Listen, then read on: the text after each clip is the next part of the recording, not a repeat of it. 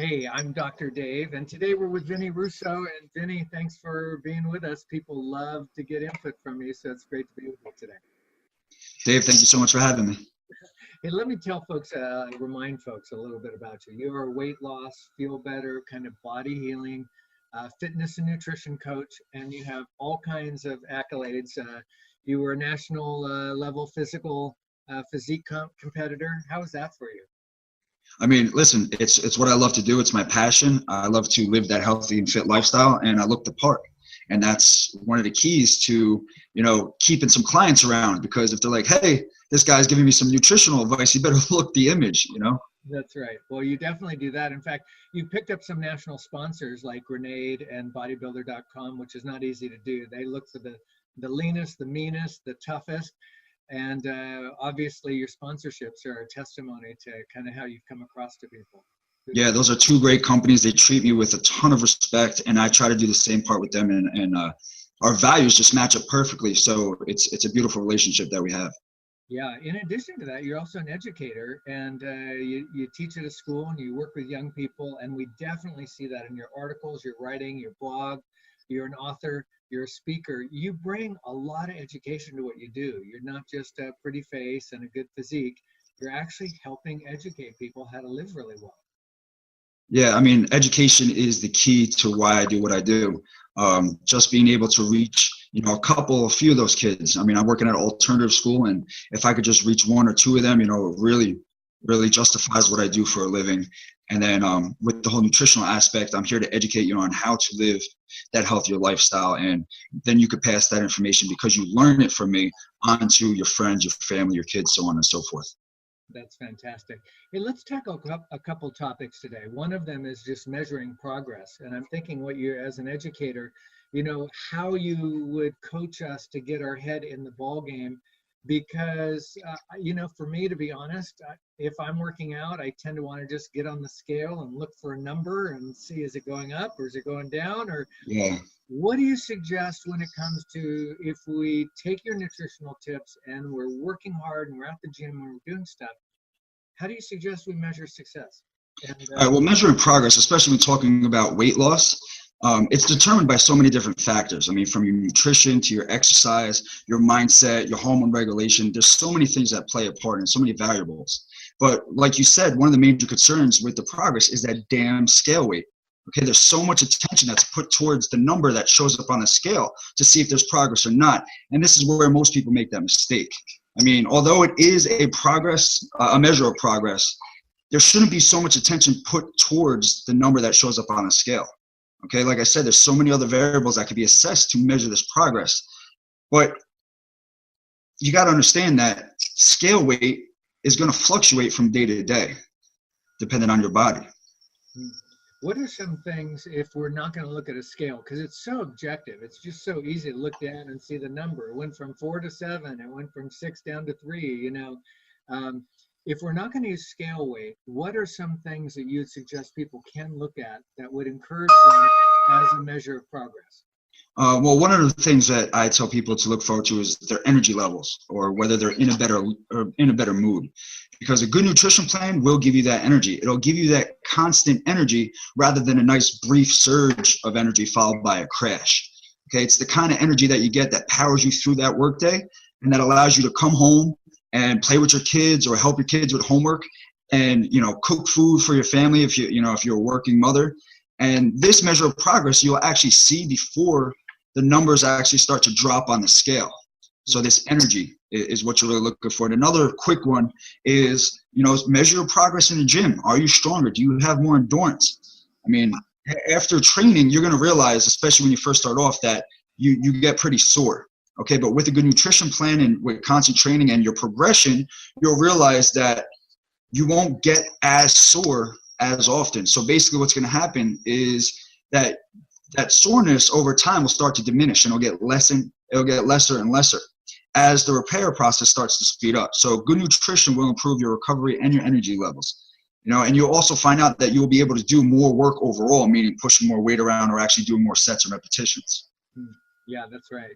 Well, I know as people spend time, whether they're jogging, walking, working out at the gym, jumping rope or whatever, and they start to get their nutrition right, they're going to see some results that, like, they're going to have better energy, they're going to feel stronger. But what about when we're not at the gym and we're working out, we're getting our clothes on, we're getting ready to go to work, we're ready to do our day? What are some other things we can see and experience that show, oh, we're making progress? Well, you hit the nail on the head with with what you were just saying. Your clothes. I mean, use that as a perfect example to measure your progress. So I tell this to my clients all the time. I mean, this is one of the biggest things that I look for.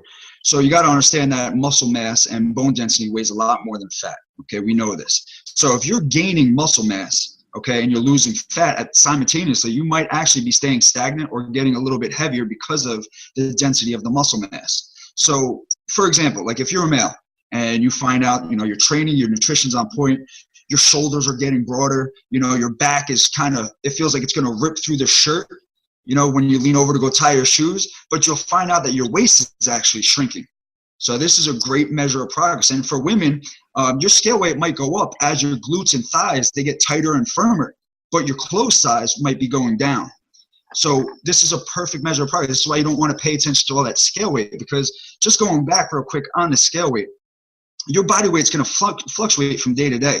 I mean, it all depends on how much water and glycogen you have. So if you have let's say you're doing a carb cycle, which means that you go from a high carb day to a moderate to a low carb day, depending on your carb intake will show up on the scale in the morning. So if you have more carbs that day beforehand, your glycogen and water will be a lot higher. So you're going to weigh in heavier.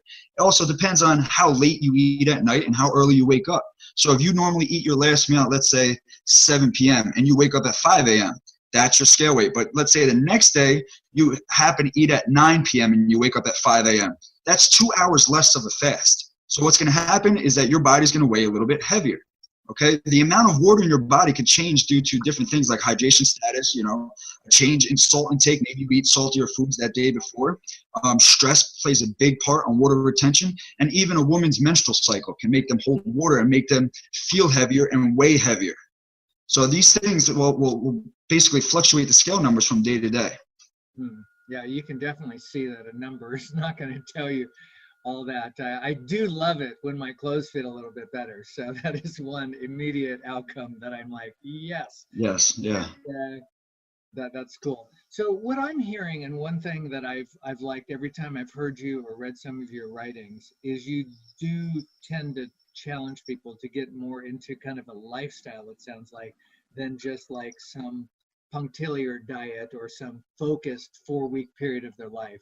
You seem to really want to inspire people to like make this a regular part of your life. Can you address that? Like, how can that be a measure of progress? Well, yeah, no, that's perfect. Look, diets, basically, they're a burden, okay? Most diets are boring, they're strict, and that's usually why they don't last, okay? But when you start to live this healthier and fit lifestyle, you'll start noticing things. And this is where you could kind of measure your progress, when things just kind of start coming to you. So for example, when you actually find yourself gravitating towards, more whole foods. So this isn't like a good food versus bad food choice. It's more of like you picking a wild caught salmon over a processed hot dog.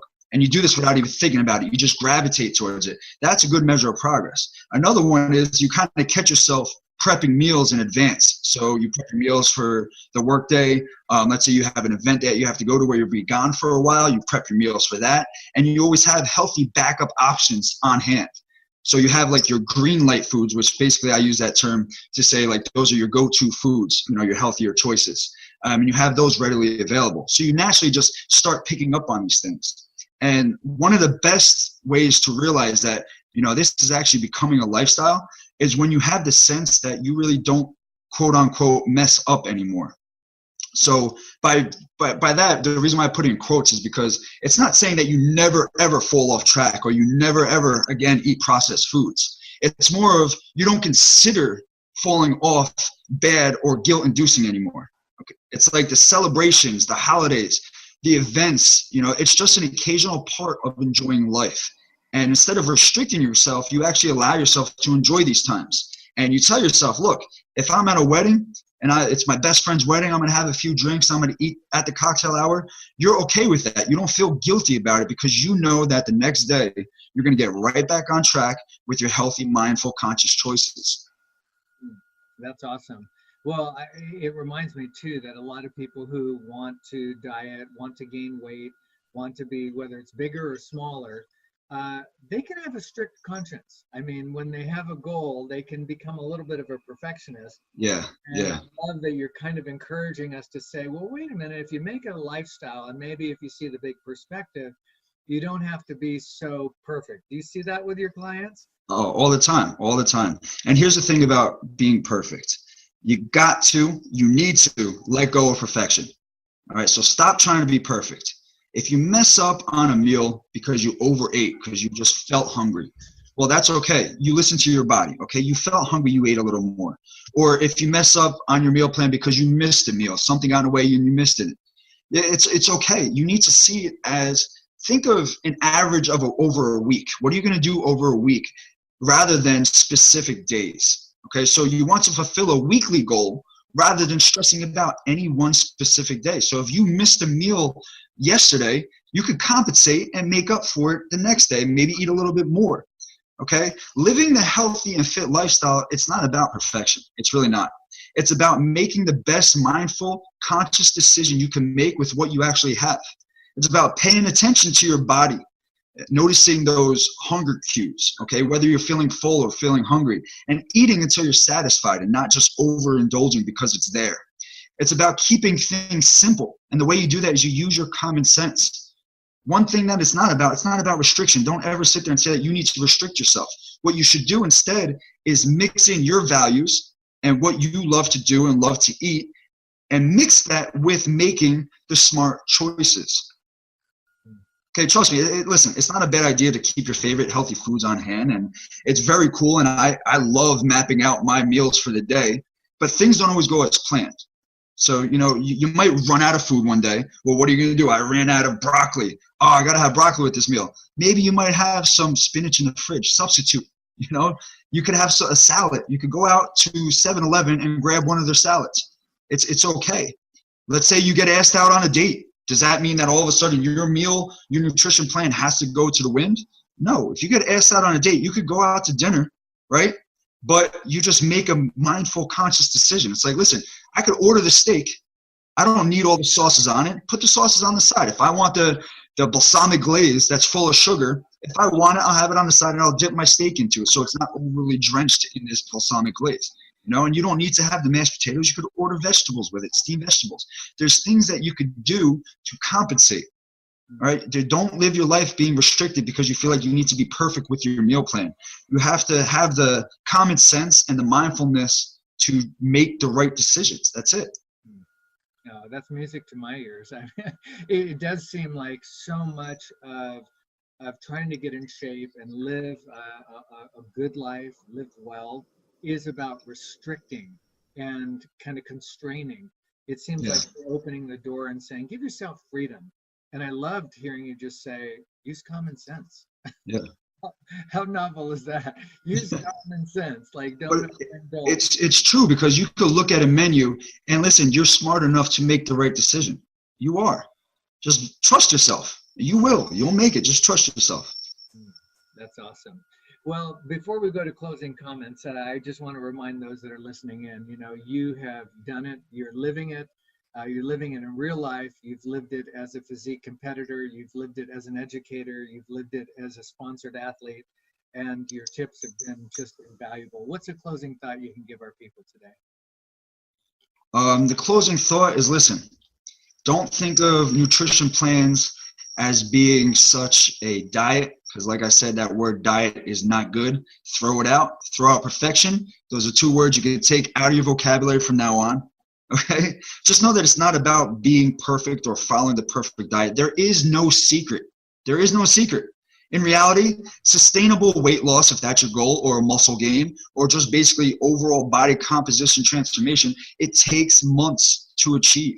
This stuff doesn't happen overnight. It takes patience and persistence. Okay, there's going to be ups and downs. It's how you handle those ups and downs which is going to be the measure of your progress. Okay, if you have it down, are you going to kind of sink in the corner and call it quits? Or are you going to rise up to the occasion and kind of beat that down and bring it up? The worst case scenario, always go back to the basics. Just eat real, whole, foods, and eat when you're hungry and stop when you're full.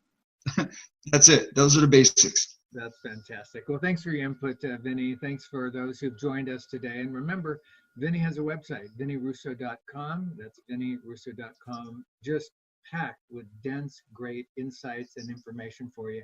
Have a good day. Bye-bye. Thanks, Dave. It was a pleasure.